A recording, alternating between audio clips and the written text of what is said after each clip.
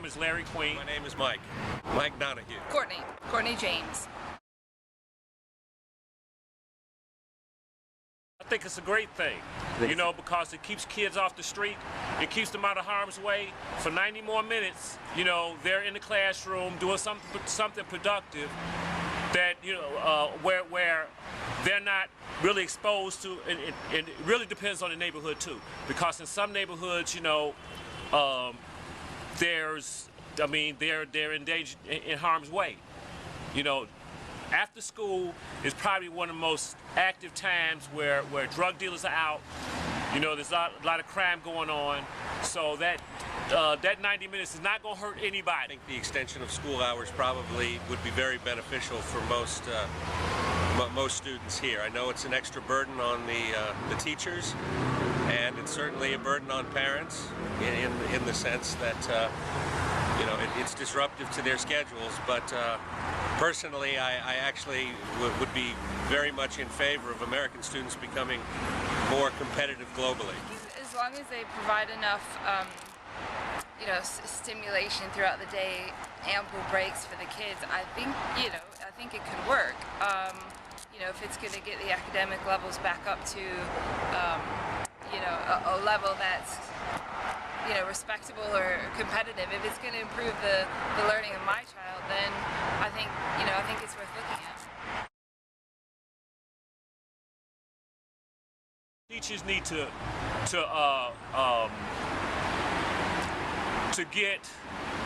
be more responsible. Right. You know, if they got issues about working 90 more minutes a day, then they need to look around and see, you know, what's happening, because students are not in school longer. I don't understand the basis upon which they would be objecting to this. If it's for pay purposes, they might have a valid point, but I'm not familiar enough with their position and as to why they might not want to see the day extended.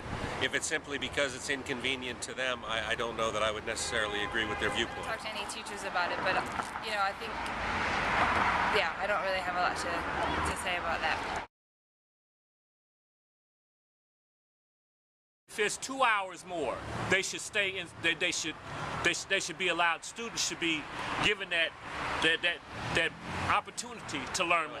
Having lived abroad for the last 17 years, I can make a reasonable comparison between the quality of education here as opposed to where I most recently lived in Singapore, and before that Australia and England. And what I do know is this: the teachers, for instance, in the Singapore school system, it is actually required that they be graduates that finish in the top 30% of their university classes.